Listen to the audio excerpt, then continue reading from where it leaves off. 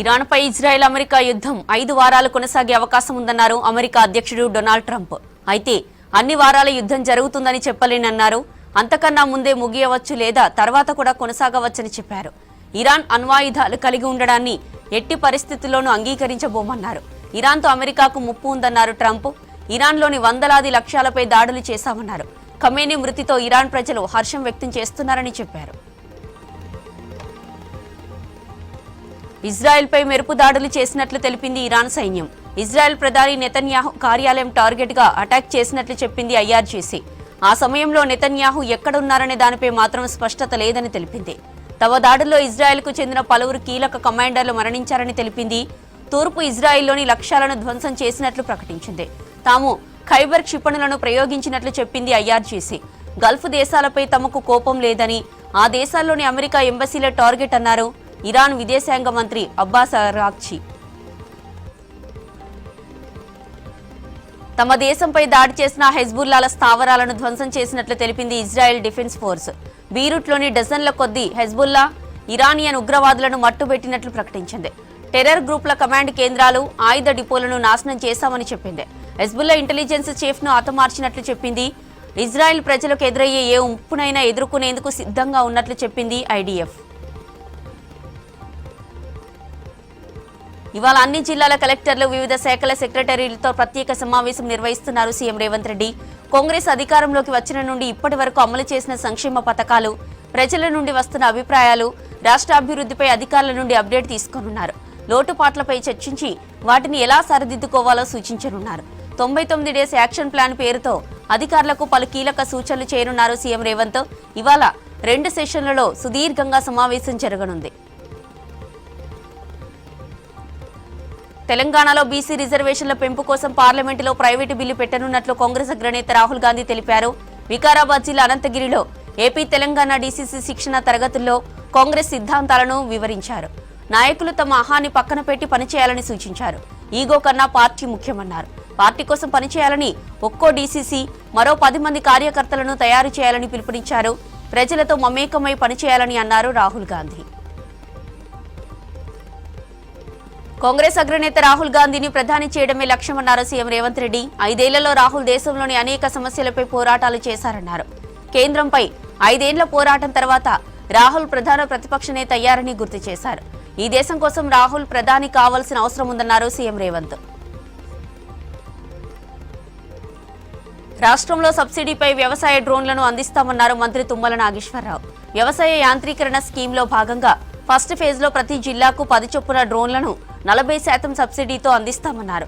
ఆధునిక డ్రోన్లతో వ్యవసాయాన్ని లాభసాటిగా మార్చడమే సర్కార్ లక్ష్యమన్నారు మంత్రి తుమ్మల. రాష్ట్రంలో మహిళల భద్రతకు చేపట్టాల్సిన చర్యలపై సెక్రటేరియట్లో రివ్యూ చేశారు మంత్రి సీతక్క. విద్యా సంస్థలు, హాస్టళ్లు, కార్యాలయాల్లో భద్రతా లోపాలపై చర్చించారు. అసంఘటిత రంగాల్లోని మహిళల కోసం కంప్లైంట్ వ్యవస్థను ఏర్పాటు చేస్తున్నట్లు చెప్పారు. సెల్ఫ్ హెల్ప్ గ్రూప్ మహిళా సభ్యులకు హెల్త్ చెకప్ కోసం హెల్త్ ప్రొఫైల్స్ రూపొందించాలన్నారు.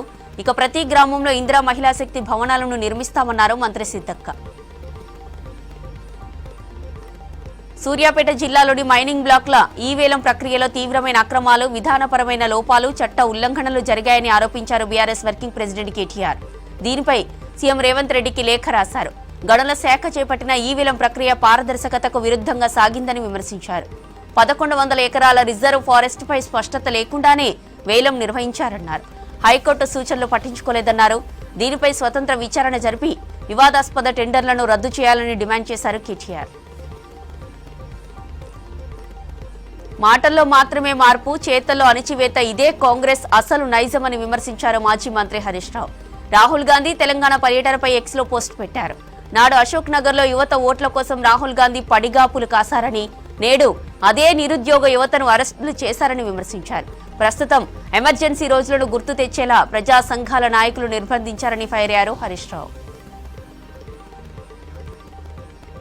జనాభా దామాషా ప్రకారం ఎస్సీ రిజర్వేషన్లు పెంచాలన్నారు జాగృతి అధ్యక్షురాలు కవిత. అసెంబ్లీ బడ్జెట్ సమావేశాల్లో దీనిపై తీర్మానం చేయాలన్నారు. ఎస్సీ ఉపకులాలకు రిజర్వేషన్ ఫలాలు దక్కాలని చెప్పారు. విద్య, ఉద్యోగాలనే కాదు, ఉపకులాలకు రాజకీయ రిజర్వేషన్లు దక్కాలన్నారు కవిత. బంజారా హిల్స్ లోని జాగృతి కార్యాలయంలో ఎస్సీ ఉపకులాల నాయకులతో కవిత భేటీ అయ్యారు. ఎస్సీ రిజర్వేషన్ల పెంపునకు జాగృతి ఉద్యమిస్తుందని చెప్పారు. కాంగ్రెస్ పాలనలో అన్ని వర్గాల ప్రజలు ఇబ్బందులు పడుతున్నారని విమర్శించారు బీజేపీ స్టేట్ చీఫ్ రామచంద్రరావు. రాష్ట్రంలో రిటైర్డ్ ఉద్యోగులు అవమానాలు ఎదుర్కొంటున్నారని మండిపడ్డారు. కాంగ్రెస్ పాలనలో రిటైర్మెంట్ బెనిఫిట్స్ అందక ఉద్యోగులు తీవ్ర ఇబ్బందులు పడుతున్నారని ఆరోపించారు. హైదరాబాద్ ఇందిరా పార్కు ధర్నా చౌక్ దగ్గర బీజేపీ ఆధ్వర్యంలో చేపట్టిన నిరాహార దీక్షలో పాల్గొన్నారు రామచంద్రరావు. ఉద్యోగులను కాంగ్రెస్ సర్కార్ చిన్న చూపు చూస్తోందన్నారు బీజేపీ ఎంపీలు.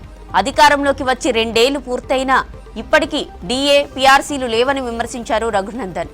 ఉద్యోగులు నెల నెల దాచుకున్న డబ్బు కూడా చెల్లించలేని స్థితిలో సర్కార్ ఉందని విమర్శించారు డీకే అరుణ.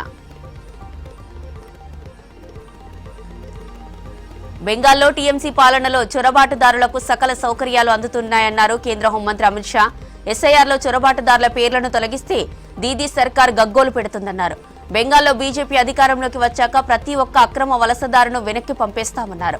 రాష్ట్రంలో సైన్స్ టెక్నాలజీ అభివృద్ధికి 80 కోట్లు కేటాయిస్తే మదర్సాలకు 5,700 కోట్లు ఇచ్చిన ఘనత మమతదేనన్నారు. బెంగాల్లోని సౌత్ పరగణలో జరిగిన బహిరంగ సభలో పాల్గొన్నారు అమిత్ షా.